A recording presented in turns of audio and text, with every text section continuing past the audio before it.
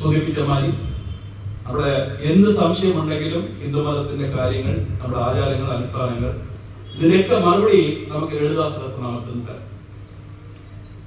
നമ്മൾ തന്നെയാണ് പറയുന്നത്. ചെറിയൊരു ചോദ്യം, മറ്റു മതങ്ങൾക്കെല്ലാം ഒരു ദൈവം, നമുക്ക് മാത്രം എന്താണ് ഇത്ര ദൈവങ്ങൾ? ഇടപെടലുണ്ടെങ്കിൽ മഹാവിഷ്ണു പോലെ ഇഷ്ടംപോലെ ദേവതാ സ്വരൂപങ്ങൾ.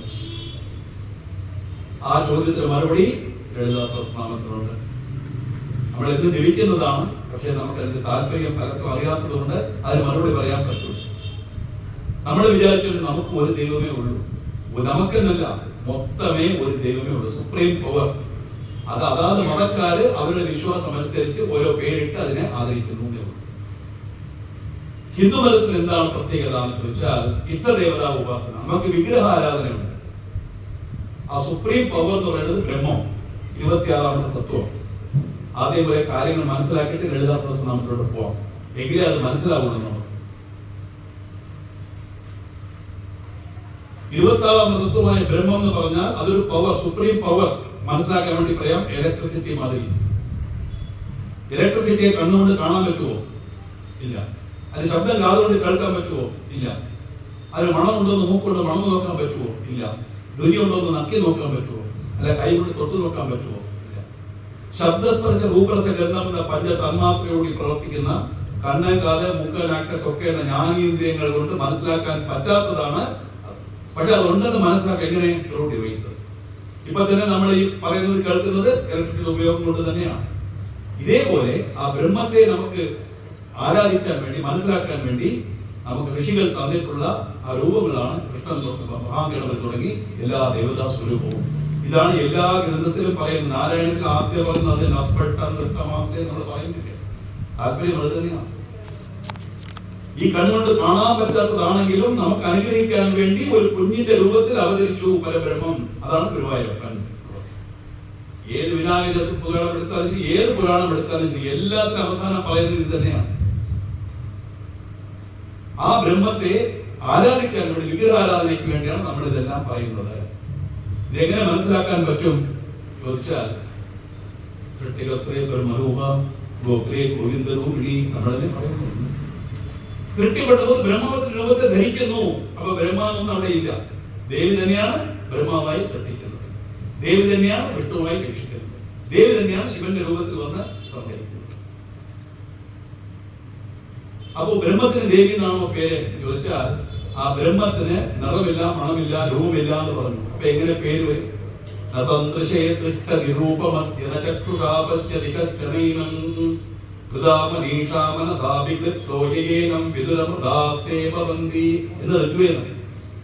ഋഗ്വേദത്തിൽ പറഞ്ഞിട്ടുള്ള വസ്തുത ജനങ്ങൾക്ക് എല്ലാവർക്കും മനസ്സിലാക്കാനുള്ള സാധ്യതയില്ല. വേദാധ്യയനം എല്ലാവർക്കും പറഞ്ഞിട്ടില്ല, എല്ലാവർക്കും സാധ്യമല്ലല്ലോ. അപ്പൊ വേദാധ്യയനം ഇല്ലാത്തവരും സ്ത്രീകളും ഇതെങ്ങനെ മനസ്സിലാക്കും? അതാണ് നമുക്ക് ഇതിനകത്ത് പറഞ്ഞു തരുന്നു. ആ 4 സൃഷ്ടികത്തെ ബ്രഹ്മരൂപ ഗോത്രീ ഗോവിന്ദരൂപി. സാധാരണ ഈ കണ്ണുകൊണ്ട് കാണാൻ പറ്റില്ല. അത് ലളിതാ സഹസ്രനാമായതുകൊണ്ട് ദേവി എന്ന് പറയുന്നു. ഇതേ ശിവസഹസ്രനാമം എടുത്താൽ ശിവൻ എന്ന് പറയും. വിഷ്ണു സഹസ്രനാമം എടുത്താൽ മഹാവിഷ്ണു, നാരായണൻ എടുത്താൽ ഗുരുവായൂരപ്പൻ, ഭാഗവതം എടുത്താൽ ശ്രീകൃഷ്ണൻ. ഇത്രയേ ഉള്ളൂ വ്യത്യാസം. ഒന്നുമില്ല. നമ്മുടെ അരി കൊണ്ട് എന്തെല്ലാം ആഹാര പദാർത്ഥങ്ങൾ ഉണ്ടാക്കുന്നു, ഓരോന്നിനും ഓരോ പേരിലെ നൽകുന്നത്. ഇഡലി, ദോശ, പിട്ട്, പുളിയാപ്പം, അങ്ങനെ എന്തെല്ലാം പേരുകൾ. നിറത്തിലും രൂപത്തിലും രുചിയിലും എല്ലാം വ്യത്യാസം തന്നെ. ചിലർക്ക് ചെറുത് പിടിക്കും, ചെറുത് പിടിക്കില്ല. പക്ഷെ ശരിക്കും നോക്കിയാൽ എല്ലാം എന്തുകൊണ്ടാണ് ഉണ്ടാക്കിയത്? അരി. അതാണ് മൂലപ്പൊരുൾ, അതാണ് ബ്രഹ്മം. അരിയെ ബ്രഹ്മം എന്നല്ല ഞാൻ പറയുന്നത്, നിങ്ങൾ മനസ്സിലാക്കാൻ വേണ്ടി മാത്രം പറഞ്ഞു തരുന്നതാണ്. അതുകൊണ്ട് വിധവിധമായ രൂപങ്ങളുള്ളതുകൊണ്ട് ഇഷ്ടദേവതാ ഉപാസന നമ്മുടെ ചിലർക്ക് കൃഷ്ണനെ ഇഷ്ടം, ചിലർക്ക് മുരുകനെ ഇഷ്ടം, ചിലർക്ക് ഗണപതിയെ ഇഷ്ടം, ചിലർക്ക് ദേവിയെ ഇഷ്ടം, ചിലർക്ക് ശിവനെ ഇഷ്ടം. ആരെ വേണമെങ്കിലും നിങ്ങൾ ആരാധിച്ചോളൂ. ആകാശ പഠിതന്തോയും യഥാകൃഷ്ണസാഗരം സർവദേവ നമസ്കാരം കേശവം പ്രതികച്ചി എന്ന് പറയുന്നതായി ആ ഏത് ദൈവത്തെ ഏത് രൂപത്തിൽ നമ്മൾ ഉപാസിച്ചാലും അതെല്ലാം ആ ബ്രഹ്മത്തിനെ പോയി ചേരുകയുള്ളൂ. കാരണം അത് തന്നെയാണ് ഈ രൂപത്തിൽ ഇരിക്കുന്നത്. ചുരുക്കം പറഞ്ഞാൽ ബ്രഹ്മത്തെ പുരുഷ രൂപത്തിൽ സങ്കല്പിച്ചാൽ ദേവൻ, സ്ത്രീ രൂപത്തിൽ സങ്കല്പിച്ചാൽ ദേവി. ഇതേയുള്ള വ്യത്യാസം. ദൈവത്തിന് എത്ര ദേവിയുണ്ട് അല്ലെ? ഇവിടെ തന്നെ 2 പ്രതിഷ്ഠ, ഒന്ന് ദുർഗ, ഒന്ന് ഭദ്ര.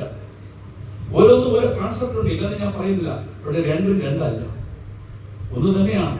രണ്ട് രൂപത്തിൽ കാണുന്നതേ ഉള്ളൂ. ഒരു കുട്ടി പെൺകുട്ടി വീട്ടിലിരിക്കുന്നു, ആ കുട്ടിയിലേക്ക് അച്ഛനമ്മമാർക്ക് അത് കുട്ടി, അനിയന് അനിയത്തി, ചേട്ടന് അനിയത്തി, അനിയത്തിക്ക് ചേച്ചി, ഭാര്യയ്ക്ക് ഭർത്താവിന് ഭാര്യ, അവൾക്ക് കുട്ടി ഉണ്ടാക്കിയ അമ്മ, പോയാൽ മരുമകൾ, ഇങ്ങനെ അവളുടെ കുട്ടിക്ക് കല്യാണമായ അമ്മായി അമ്മ, ഇങ്ങനെ പല സ്റ്റേജ് വരുന്നുണ്ട്. ആള് മാറുന്നുണ്ടോ? ഒരേ ആള് തന്നെയാണ്. അത് തന്നെയാണ് ഇതൊക്കെ മനസ്സിലാക്കാൻ വേണ്ടി പറയുന്നതാണ്. അതുകൊണ്ട് ഏത് ഗ്രന്ഥത്തെ നമ്മൾ എടുത്താലും അതിലൊക്കെ പറഞ്ഞിട്ടുള്ള ഒരു കാര്യം എന്താണെന്ന് പറഞ്ഞാൽ ബ്രഹ്മം സത്യം ജഗത് മിഥ്യ. അതാണ് പലരും ബ്രഹ്മൈവ സത്യം എഴുതുന്നില്ലേ? ഇത് തന്നെയാണ് ശബരിമലയിൽ എഴുതുന്നത്. തത്വമസി തത് ത്വം അസി. എന്താണ് ബ്രഹ്മം ചോദിച്ചാൽ നീ തന്നെ. ആരാണ് ചോദിക്കുന്നത്? അവിടെ തത് അത് ത്വം നീ ആകുന്നു. അപ്പൊ അതല്ലാതെ ഒന്നുമല്ല. ഈ ഒരു വിചാരം മനസ്സിൽ വന്നു കഴിഞ്ഞാൽ ബ്രഹ്മം ഒന്നേ ഉള്ളൂ, അതിന്റെ ഒരു അംശമാണ് നമ്മുടെ ഉള്ളിൽ ഇരിക്കുന്ന ജീവൻ മനസ്സിലാക്കി കഴിഞ്ഞാൽ ദുഃഖമോ നഷ്ടമോ കഷ്ടമോ ഒന്നും നമുക്കുണ്ടാകില്ല. പ്രത്യേകിച്ചും മരണഭയം നമുക്കുണ്ടാവില്ല. മരണം അതിന് ആർക്കാണ്? ഈ ശരീരത്തിനാണ് മരണം, ആത്മാവിന് മരണമില്ല. ഇത് തന്നെയാണ് ഭഗവത്ഗീതയിലും പറയുന്നത്, സ്പഷ്ടമായിട്ട് പറയുന്നത്. ഏത് ഗ്രന്ഥം എടുത്താലും പറയുന്നത് ഇത് തന്നെയാണ്. ഇത് മനസ്സിലാക്കണമെങ്കിൽ വ്യാഖ്യാനം നോക്കണം. അതാണ് ഉദ്ദേശം. ഈ പല സ്ഥലത്തും പറയുമ്പോൾ പിന്നെ തന്നെ ഇവിടെ പറഞ്ഞപ്പോൾ ഒന്ന് രണ്ട് ആരാണെന്ന് എനിക്കറിയില്ല. ഞാൻ പറയുന്നതൊന്നും കുറ്റപ്പെടുത്തുന്നതായിട്ട് കരുതരുത്. അറിയാവുന്നത് എങ്ങനെ പറയണമെന്ന് മാത്രം. ലക്ഷ്യരോപണ ദാതാര ദാസമു നെയ്യമധ്യമ എന്ന് പറയണം. അങ്ങനെ പറയരുത്. ലക്ഷ്യരോപണ ദാതാരദാ സമുന്നേയമധ്യമ പുസ്തകത്തിൽ ഭംഗിയായി അടിച്ചിട്ടുണ്ട്. അതെങ്ങനെ പറ്റിയെന്ന് പറഞ്ഞാൽ കിട്ടിയ ഉടനെ മടക്കിയെടുത്ത് ഒരു ടേപ്പ് ഈ അഡ്വക്കേറ്റ് പേപ്പർ തേക്കണമായിരുന്നു. ഇപ്പുറത്തെ പകുതി അപ്പുറത്തെ പകുതി എന്ന് വയ്ക്കുന്നു. ശബരിമലയിൽ ശരണം വിളിക്കുന്നത് പോലെ കേരളത്തിൽ വില്ലാളി വീരണി വീരമണി കണ്ഠനി ഭൂലോകനാഥനെ ഭൂമി പഞ്ചനെ.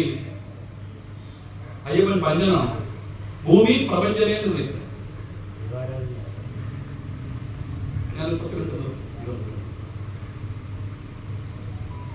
അത് മണിയടിക്കുന്ന നിർത്തിയ പോലെ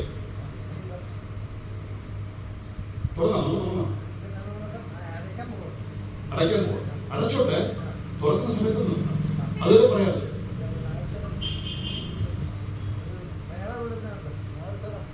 മേളമുണ്ടോ? ലൈവ് പ്രോഗ്രാം നിർത്ത മുടിയുമോ? ലൈവ് നിർത്ത മുടിയാ? ദീപാല